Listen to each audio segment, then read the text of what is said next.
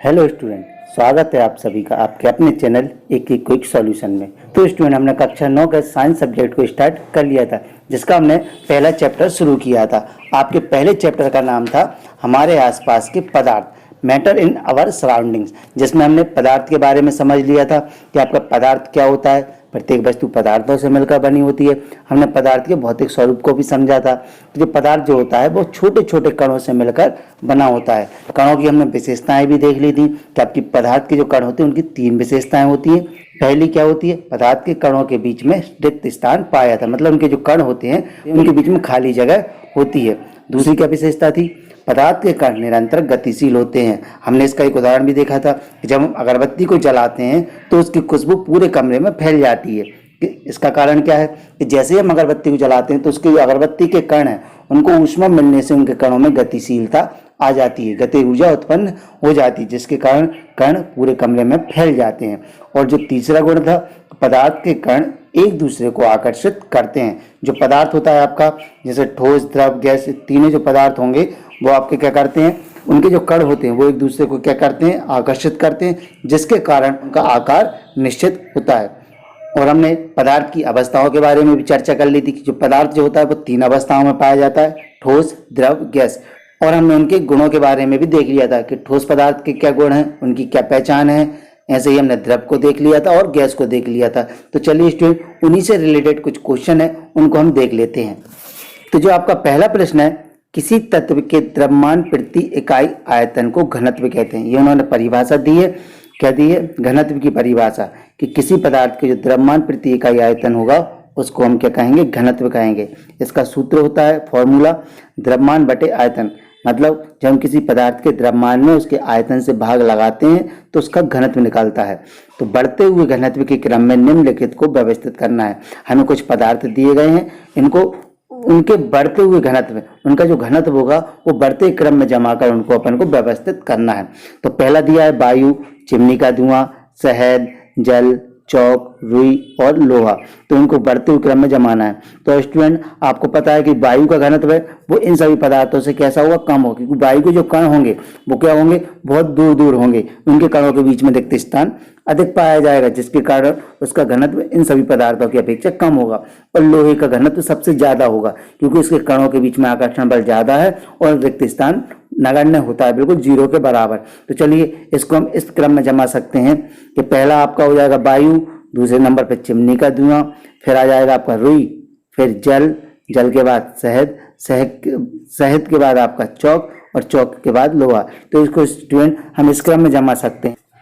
तो इसका उत्तर ऐसा होगा स्टूडेंट, पहले वायु, वायु के बाद बढ़ता क्रम किसका हो जाएगा आपका, चिमनी का धुआं, फिर रुई, फिर जल, फिर शहद, फिर चौक और उसके बाद आपका लोहा। लोहा का घनत्व इन सभी पदार्थों से ज्यादा है, इसलिए वो सबसे आखिर में आएगा, क्योंकि उसका घनत्व सबसे ज्यादा है।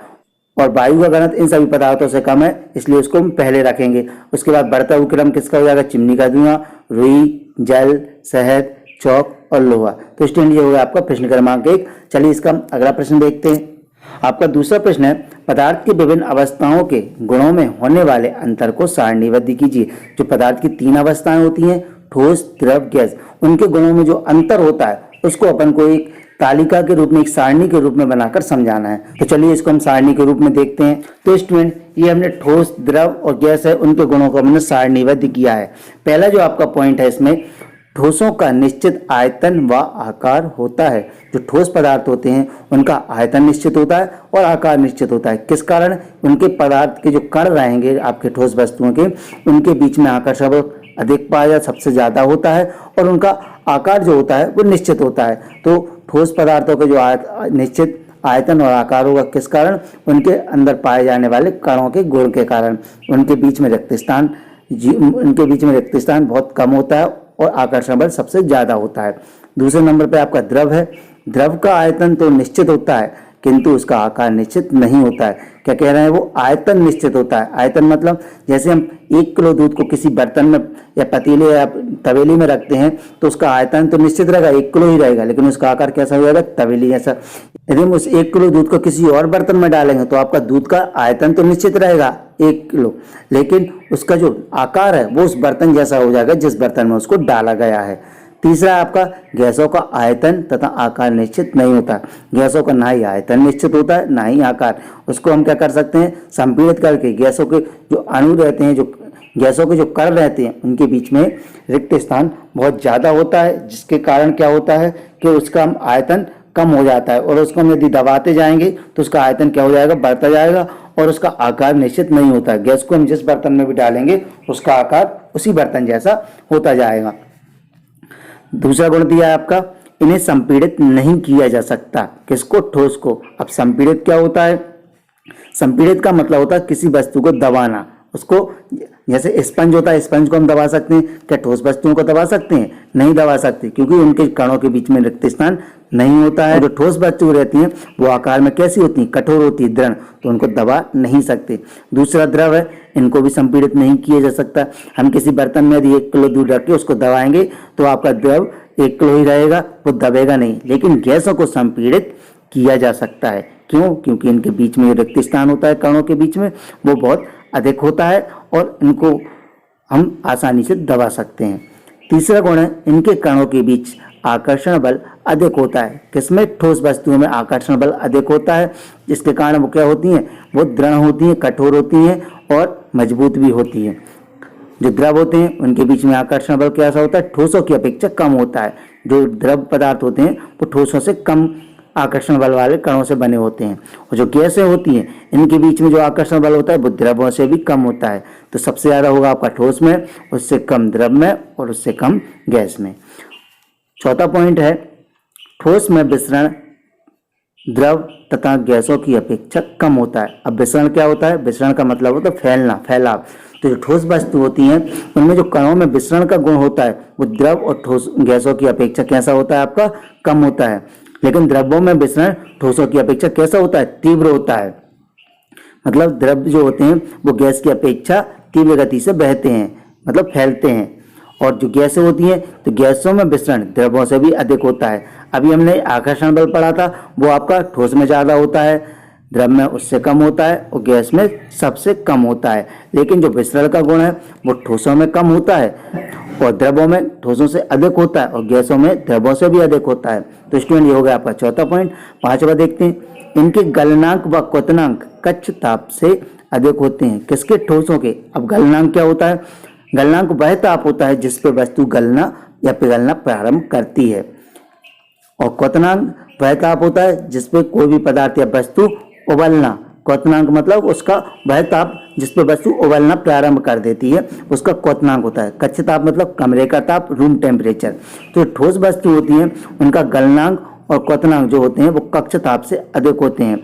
उनको हम जैसे ठोस वस्तु लोगों को है हम कमरे में रखते हैं तो क्या वह गलने लगेगी? जब तक आप उसे अधिक ताप नहीं देंगे, कमरे के ताप से भी अधिक ताप नहीं देंगे, तब तक वह गलना प्रारंभ नहीं करती है। द्रव जो होती है उनमें गलनांक कक्ष ताप से तो कम होता है किंतु क्वथनांक कक्ष ताप से अधिक होता है। जो आपकी जैसे द्रव पदार्थ है, जैसे पानी है, पानी को यदि हम बर्फ जमा ले ठोस है तो उसे हम कमरे में रख देंगे तो कमरे के ताप से ही कम ताप में वह पिघलने लगी, द्रव अवस्था में आने लगता है। लेकिन वह उबलेगा कब? जब उसे कमरे के ताप से अधिक ताप दोगे। और जो गैसें होती हैं इनके गलनांक और क्वथनांक कमरे के ताप से अधिक होते हैं। इनके ठोसों जैसे ही होता है गैसों में भी, उनका जो गलनांक और क्वथनांक कमरे के ताप से अधिक होता है। तो स्टूडेंट ये हो गए आपके ठोस, द्रव और गैस जो तीनों पदार्थ हैं उनके गुणों के अंदर जो होने वाली विशेषताएं होती हैं उनको हमने सारणीबद्ध समझ लिया है। चलिए करते हैं हम इसका अगला प्रश्न। आपका दूसरा प्रश्न दिया है इसमें, निम्नलिखित पर टिप्पणी लिखिए। हमको क्या करना है? टिप्पणी लिखना, मतलब उनके बारे में आपको समझाना है। दृढ़ता, संपीड़ितता, तरलता, बर्तन में गैस का भरना, आकार, गति, ऊर्जा एवं घनत्व। हमें इन सब के बारे में इसको थोड़ा थोड़ा समझाना है। तो स्टूडेंट सबसे पहले बात आती है दृढ़ता। दृढ़ मतलब होता है अड़िग रहना, मजबूती। जो आपका क्या होता है? दृढ़। जो किस में पाया जाता है? आपका ठोस वस्तुओं में ये आपका पाया जाता है। तो ठोसों के इस गुण को हम क्या कहते हैं? दृढ़ता कहते हैं। और वो किस कारण होता है? जो ठोस पदार्थ होते हैं उनके कणों के बीच में जो आकर्षण बल होता है वो अत्यधिक होता है, जिसके कारण वह मजबूती से जुड़े रहते हैं और उनको तोड़ना या दबाना संभव नहीं होता है। इसी गुण को हम क्या कहते हैं? दृढ़ता कहते हैं। अगला दिया आपका संपीड़ितता। संपीड़ितता का हम समझ चुके हैं पहले। संपीड़ितता का मतलब होता है दबाना। तो ये किस में होता है? आपका द्रवों में और गैसों में। ठोसों में ये संभव नहीं है क्योंकि उनके कणों के बीच में रिक्त स्थान नहीं पाया जाता। और जो द्रव और जो गैसीय पदार्थ होते हैं उनके कणों के बीच में रिक्त स्थान पाया जाता है क्योंकि उनमें हवा भरी होती है और उसको हम आसानी से दबा सकते हैं। इस गुण को हम क्या कहते हैं, संपीड़ितता कहते हैं। तरलता, तरलता मतलब कोई पदार्थ कितना लिक्विड है, तरल है, और ये किस में होता है, आपका द्रवों में अधिकतर होता है और गैसों में भी होता है। तो तरलता को हम कह सकते हैं बहने का गुण। जिन पदार्थों में बहने का गुण होता है उसे हम तरलता कहते हैं। अगला है बर्तन में गैस का भरना। किसी बर्तन में जब गैस को कैसे भरते हैं, उसको संपीड़ित करके, उसको दबा के। तो क्या होता है, गैसों के जो कण होते हैं उनमें रिक्त स्थान अधिक होता है, जिसके कारण हम उसे आसानी से दबा सकते हैं गैसों को, और किसी छोटे से बर्तन में भी हम अधिक मात्रा में गैस भर सकते हैं। अगला दिया है आपका आकार। तो आकार को स्टूडेंट ऐसे समझेंगे कि कोई वस्तु जितना स्थान घेरती है उसे हम उसका आकार कहते हैं। जैसे ठोस वस्तु आपकी एक पुस्तक है, उसको यदि हम किसी बेंच पे रखते हैं तो उस बेंच की वो अपने पुस्तक के समान स्थान घेर लेती है, तो वो उसका आकार कहलाएगा। गैसों का कोई आकार नहीं होता, क्योंकि गैसों को यदि हम कमरे में छोड़ देंगे तो गैस क्या होती है, पूरे कमरे में फैल जाती हैं। उसका कोई आकार निश्चित नहीं होता। ना ही द्रवों का कोई आकार निश्चित होता है। द्रवों को हम किसी बर्तन में डालेंगे उसी जैसा आकार ले लेती हैं, लेकिन ठोस वस्तुएं जो होती हैं उनका आकार निश्चित होता है। अगला दिया आपका गति ऊर्जा। गति ऊर्जा मतलब गति के कारण उत्पन्न जो ऊर्जा होती है उसे हम गति ऊर्जा कहते हैं। जैसे हमने अगरबत्ती का एक उदाहरण लिया था, उसको जब हमने जलाया था तो उनके कणों में गति ऊर्जा उत्पन्न हुई थी, जिसके कारण उसके कण पूरे कमरे में आपके फैलने लगे थे। अगला दिया है आपका घनत्व। तो घनत्व स्टूडेंट हम पहले देख चुके हैं, आपको पढ़ चुके हैं। घनत्व दिया है आपका क्या, कि किसी तत्व के द्रव्यमान प्रति इकाई आयतन को घनत्व कहते हैं। कोई आपका तत्व है या कोई पदार्थ है, उसके द्रव्यमान प्रति इकाई आयतन को घनत्व कहते हैं। इसे हम कैसे निकालते हैं, घनत्व का जो फॉर्मूला होता है वो होता है द्रव्यमान बटे आयतन। यदि हम किसी पदार्थ के द्रव्यमान में उसके आयतन से भाग लगा देते हैं तो आपका घनत्व निकल आता है। चलिए हम अगला प्रश्न देखते हैं। अब आपका प्रश्न कारण बताइए। आपको कुछ प्रश्न दिए हैं और उनका कारण बताना है कि वो घटनाएं क्यों होती हैं। पहला दिया है गैस पूरी तरह उस बर्तन को भर देती है जिसमें इसे रखते हैं। गैस क्या होती है, जब किसी हम बर्तन में रखते हैं तो पूरे उस बर्तन को भर लेती है। इसका कारण क्या है, क्योंकि गैसों के जो कण होते हैं उनके आकर्षण बल क्या होता है, नगण्य होता है। उनके कणों के बीच में रिक्त स्थान ज्यादा होता है तो वह दूर दूर तक फैल जाते हैं। जैसे ही हम किसी बर्तन में गैस को डालते हैं तो गैस के जो कण होंगे वो पूरे बर्तन में फैल जाते हैं, क्योंकि कणों के बीच में आकर्षण बल तो होता ही नहीं है, जीरो होता है। तो यही कारण है कि गैस के कण जो होंगे वो पूरे बर्तन को भर देते हैं। अगला दिया है गैस बर्तन की दीवारों पर दबाव डालते हैं। अब दबाव किस प्रकार डालेंगे स्टूडेंट, जैसे ही हमने किसी बर्तन में गैस को डालते हैं तो गैस के जो कण होंगे उनमें रिक्त स्थान होता नहीं है, तो कण तेजी से क्या होते हैं, फैलने लगते हैं, दूर दूर जाने लगते हैं और बर्तन की दीवार पर जैसे ही बार बार टकराते हैं तो उस बर्तन की दीवार पर वह दबाव डालने लगते हैं। अगला दिया है लकड़ी की मेज ठोस कहलाती है। अब लकड़ी की मेज तो ठोस होगी, क्योंकि लकड़ी भी एक क्या है, ठोस पदार्थ है।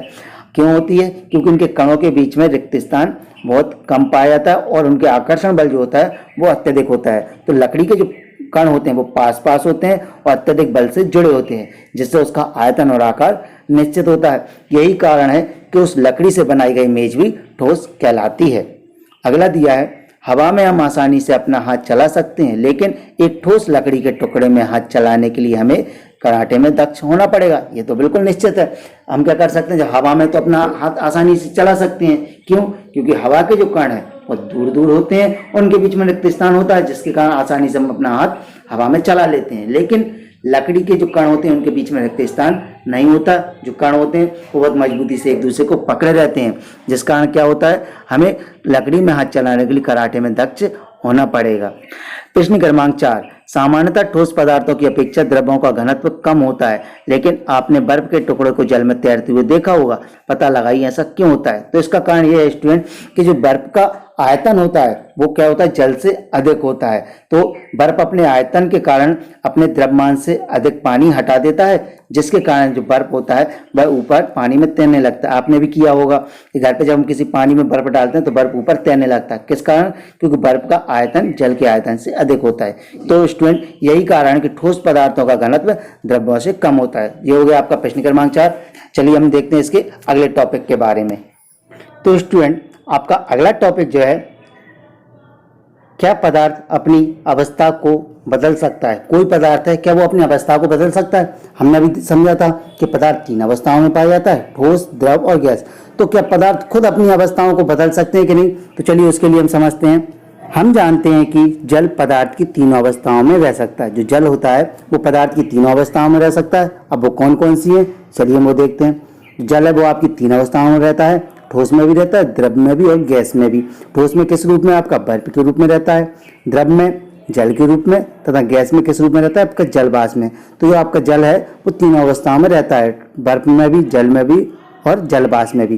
तो अवस्था बदलने के दौरान पदार्थ के अंदर क्या होता है, अवस्था के परिवर्तन से पदार्थ के कणों पर क्या प्रभाव पड़ता है, मतलब जब कोई पदार्थ अवस्था बदलता है तो उसके अंदर जो गुण है उनमें क्या बदलाव होता है, उनके कणों पर क्या प्रभाव पड़ता है। तो चलिए हम उसको देखते हैं परिवर्तन को। जो आपका तापमान पहला दिया है, आपका तापमान परिवर्तन का प्रभाव। कोई पदार्थ जब अपना परिवर्तन करता है एक रूप से दूसरे रूप में, अपनी एक अवस्था से दूसरी अवस्था में जाएगा, तो तापमान से उसके अवस्था पर क्या प्रभाव पड़ता है उसके बारे में देखते हैं। तो स्टूडेंट इन्होंने एक क्रियाकलाप दिया है 1.12। एक बीकर में 150 ग्राम बर्फ का टुकड़ा लें। एक चित्र के अनुसार उसमें प्रयोगशाला में प्रयुक्त थर्मामीटर को इस प्रकार लटका दें कि थर्मामीटर का बल्ब बर्फ को छू रहा हो। देखिए जरा, हमने बीकर में बर्फ लेकर जो थर्मामीटर उसको इस प्रकार रखा कि थर्मामीटर का बल्ब बर्फ को छू रहा हो।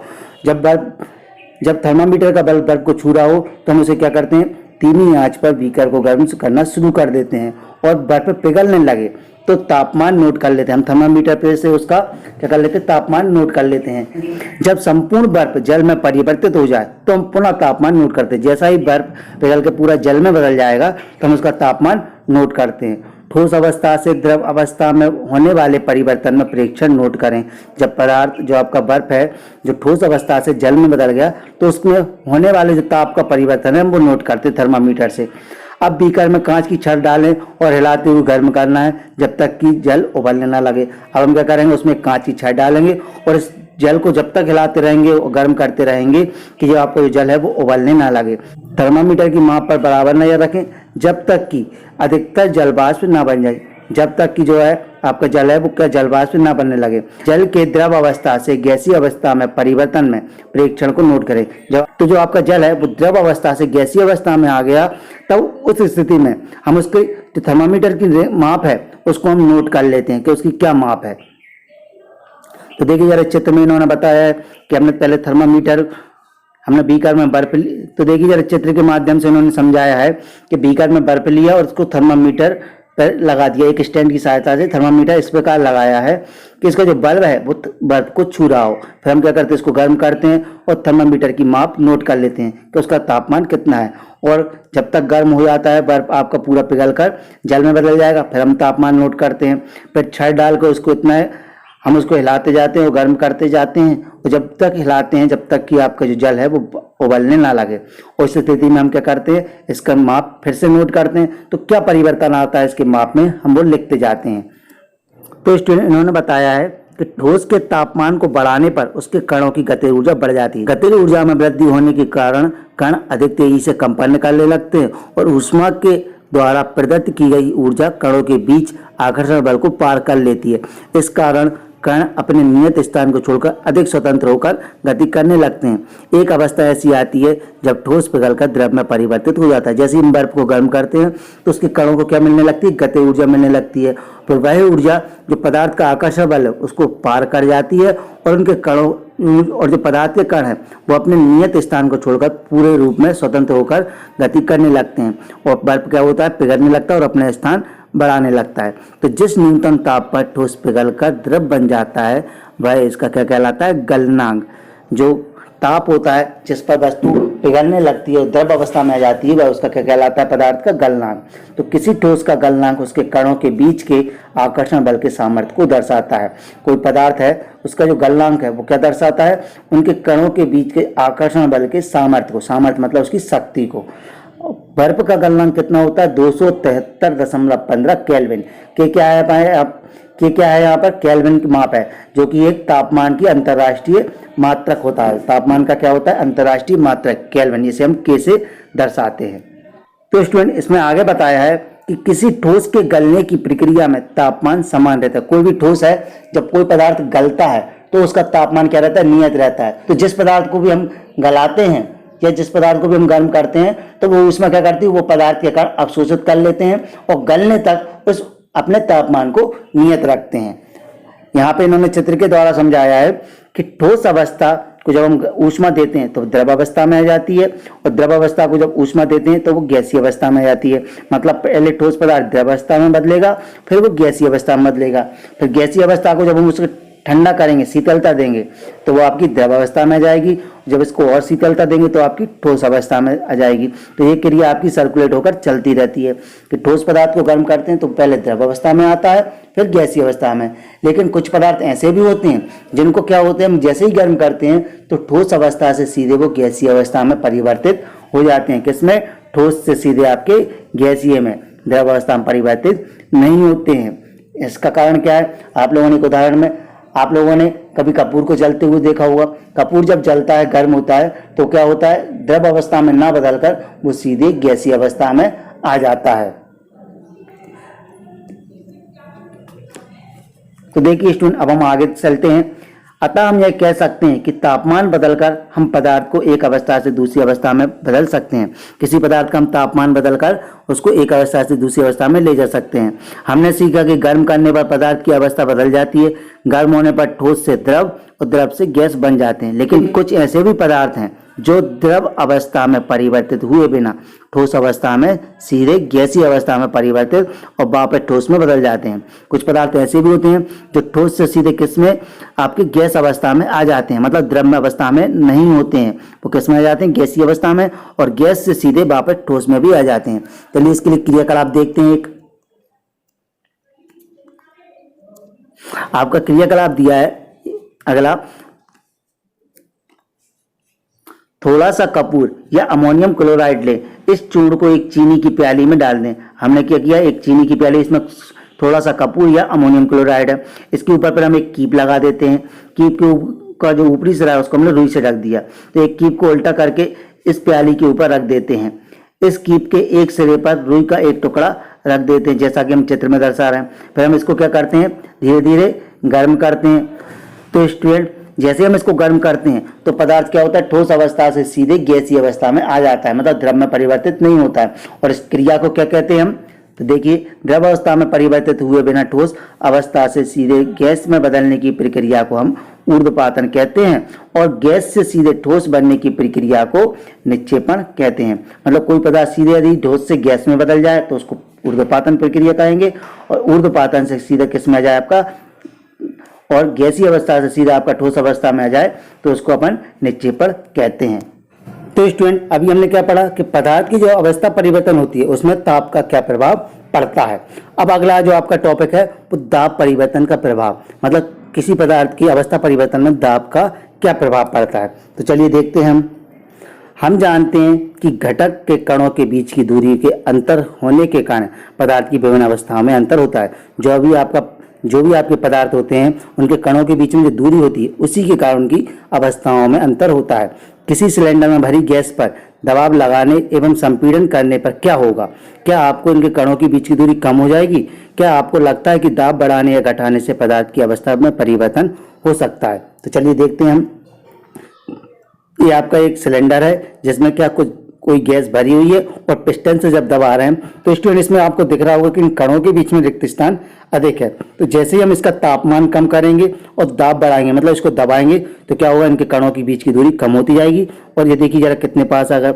जब इसको और ठंडा करेंगे और दाब बढ़ाएंगे, मतलब तापमान कम करेंगे और दाब बढ़ाएंगे, तो ये आपकी जो गैस है वो किस में आ जाएगी, आपकी द्रव अवस्था में आ जाएगी। तो इससे आपको क्या निष्कर्ष निकल रहा है, किसी भी पदार्थ में दाब बढ़ाने पर और ताप कम करने पर उसकी अवस्था परिवर्तन भी होती है। तो स्टूडेंट चलिए देखते हैं हम।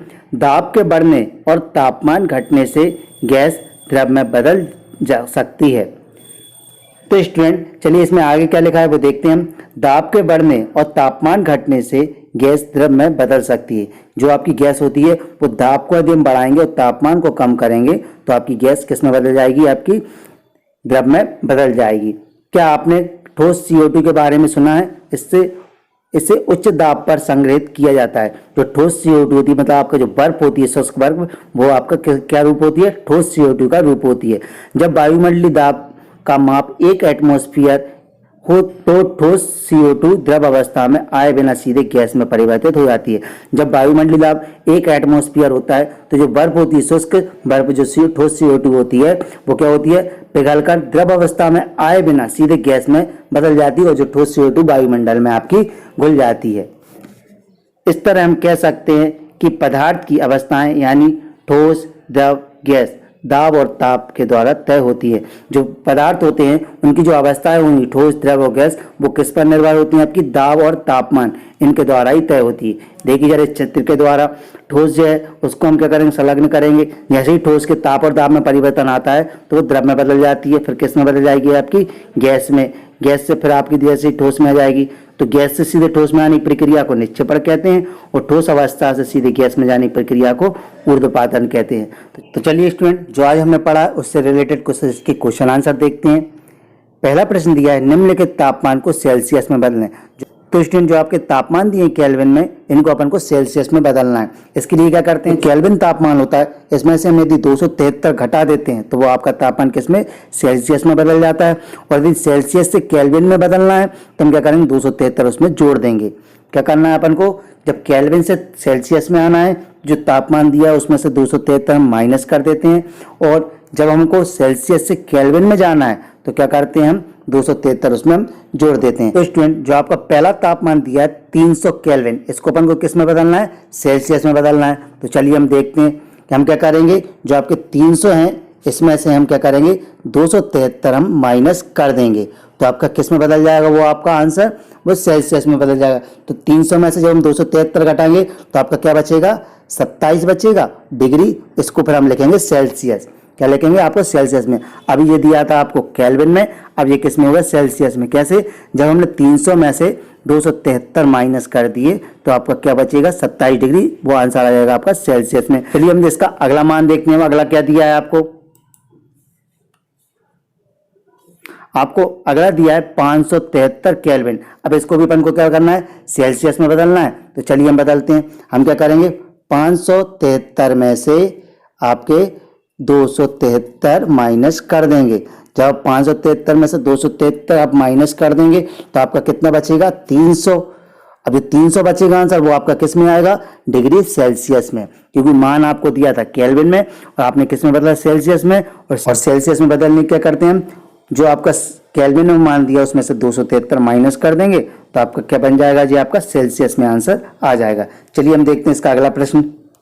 आपका अगला प्रश्न दिया है, निम्नलिखित तापमान पर जल की भौतिक अवस्था क्या होगी। मतलब जो आपके तापमान दिए 250 डिग्री सेल्सियस और 100 डिग्री सेल्सियस, इनमें जो आपकी जल की अवस्था क्या होगी। तो 250 डिग्री सेल्सियस, इसमें जल किस अवस्था में होगा। तो स्टूडेंट आपको पता है कि जल जो है वो 100 डिग्री सेल्सियस पर क्या होता है, आपका उबलने लगता है। जब हम 100 डिग्री सेल्सियस तापमान करते हैं तो जल आपका उबलने लगता है। तो यहाँ पर तो आपको कितना दिया है, 250 डिग्री सेल्सियस दिया है। तो इस अवस्था में जल आपका जल वाष्प के रूप में होगा।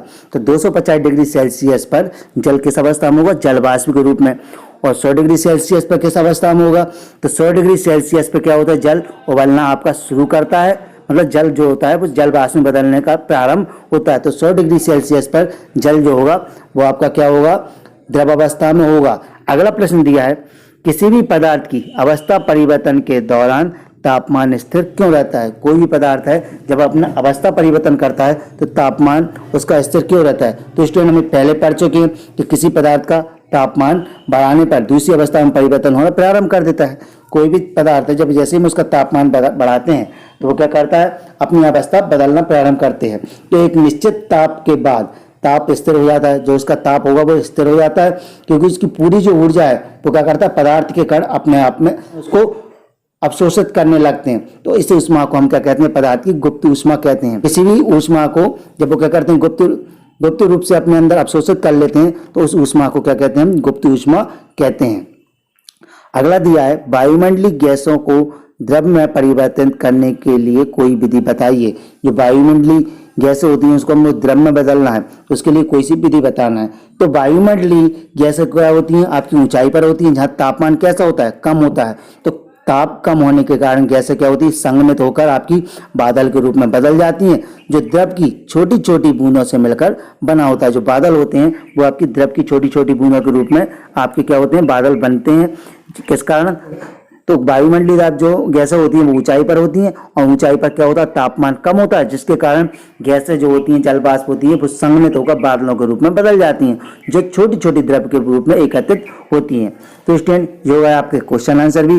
चलिए इस वीडियो में हम इतना ही पढ़ेंगे, अगली वीडियो में हम इसके अगले टॉपिक के बारे में पढ़ेंगे। वीडियो आपको आखिर तक देखना है, और यदि वीडियो आपको अच्छी लगती है तो लाइक और शेयर जरूर करना है। चलिए मिलते हैं अगली वीडियो में अगले टॉपिक के साथ, तब तक के लिए धन्यवाद।